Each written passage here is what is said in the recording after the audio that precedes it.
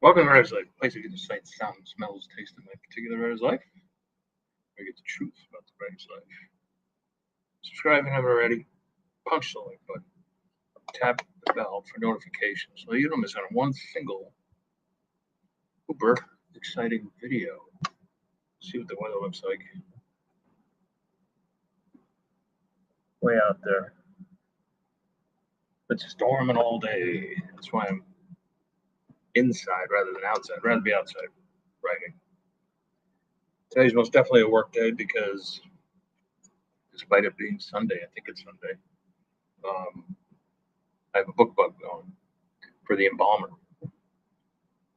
pilot novel in the best-selling Steve Jobs PI series. Jobs as a short for Jobzinski. It's called The Embalmer, like I just said. Pick it up, I think, for 99 cents while the BookBub lasts. You'll love it. And in fact, grab the whole series and just binge. It's that kind of series. Steve Jobs is a cool dude. Fishing bum. Never grew up. Lives on a houseboat on the Hudson. Always in hot water. He's just a cool dude. His boss is this girl, this African American woman named Henrietta, because he actually works for the state agency for unemployment insurance fraud. That's like his full-time gig, and then he's a private detective on the side. But Henriette is a pisser. He calls her Henry. She's big and beautiful, right? And he's always flirting with her nonetheless. She's like, and Steve's little. He's just a little guy. She's like, Steve, I will break you if you even come near me. And she has to pretend that she's a super Democrat because it's Albany. But she's like she's a Republican. But no one's supposed to know. Anyway, it's cool. It's a cool series. I think you'd enjoy it. And also, just go to bin.com to get it. Bin.com, binxandra.com, binxandra.com. And you'll find a ball of your thriller needs. So speaking of BookBub, these are just so effective still. Some people say, they're not as effective as they once were or whatever. You got to choose your categories the right way.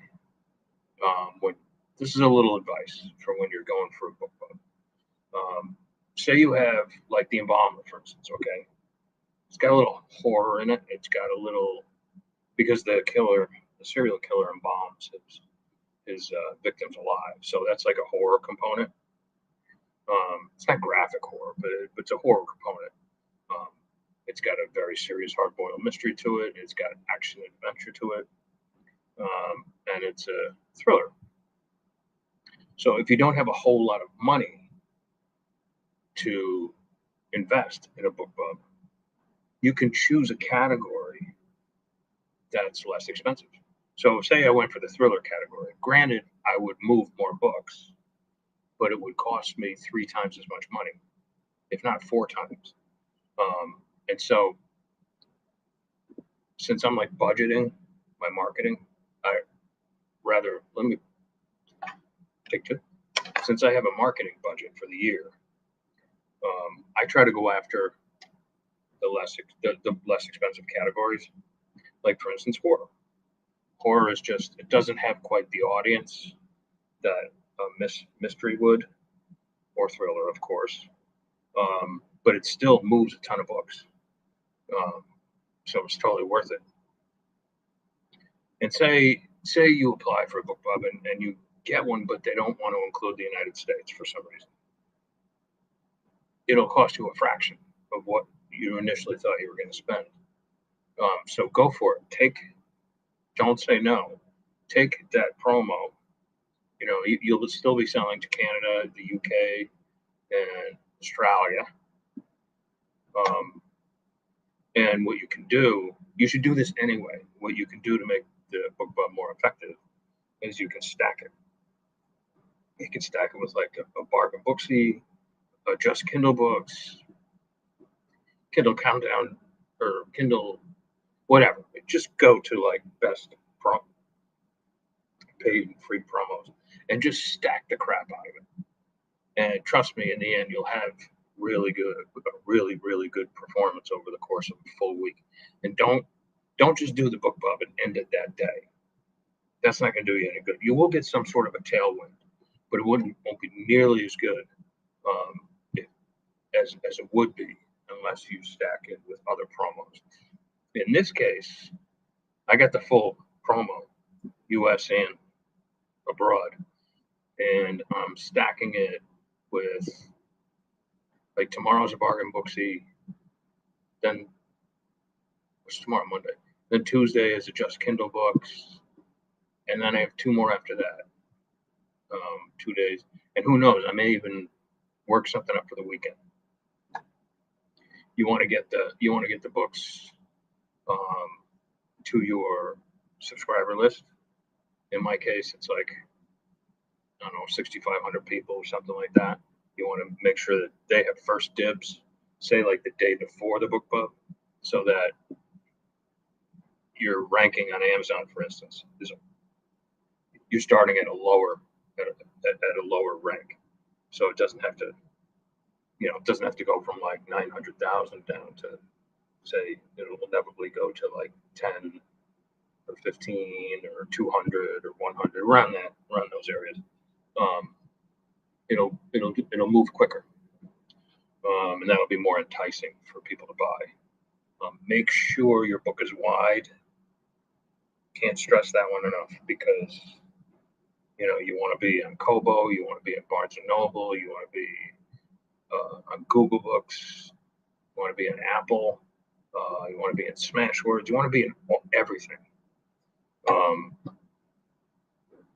And if you just have one book in a series, or even 2 books in a series, I wouldn't bother with it. Wait till you have at least 3, because that long tail really pays off. You might be only getting 90, you might only be getting 35% of 99 cents for each sale. But don't forget, you'll be selling at full price a whole bunch of the other books in the series. And that means that means a lot. It means the world. And I still can't say it enough. I mean, I do at least one of these types of promos per month, plus flash sales on, just on my newsletter and stuff like that. And what's better, like doing a book signing somewhere where you're just going to get a few people? If you live in New York City and belong to that crowd, you'll get more people. But still, like, you can't do one a month. No bookstore is going to let you do one a month. Maybe 2 a year at most. And it costs you money to go out there and, wherever you live, you have to drive there, you have to arrange for books to be there. The books that don't sell got to go back. That's 20th century publishing thinking. In the 21st century, I can get up, write 1,000 words, write another 500 words or so in the afternoon. I can correct and edit what I've done today, maybe get it up on Vella. I could prepare a nonfiction piece for tomorrow. I can make this video. I can work out for 2 hours. I can go out for a walk like I'm going to do right now. And I'm selling books. A lot of books. Way more than I could ever hope to sell at a book signing. Or even a stock signing where, they make you sign like 3 or 4 boxes of books. So anyway, that's how to make money off of these BookBubs, and anything else like that. And you don't even need, you want to, the gold standard is a BookBub. But say you just keep getting rejected, then take the next step and try for a bargain Booksy, and then stack that one. Just stack the crap out of it. Get just spend a week just having one of your books discounted and having it going through some sort of promotion. In the end, you'll have moved a certain amount of books and a good amount of books.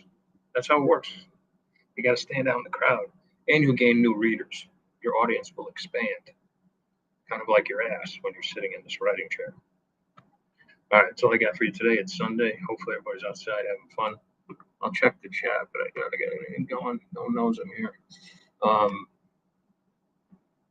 Happy anniversary to my Uncle Harvey.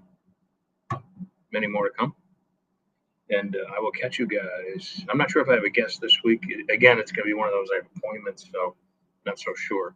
But if you didn't catch my interview with Troy Lambert on Friday, catch that one. Lots of great information. And when he comes back next month, we're going to be talking about advances. And it's going to be a hell of a show because you're going to be really surprised at the information he has to share. All right, but that's for next month. All right, you guys. I will catch you very soon, and ciao, ciao, ciao.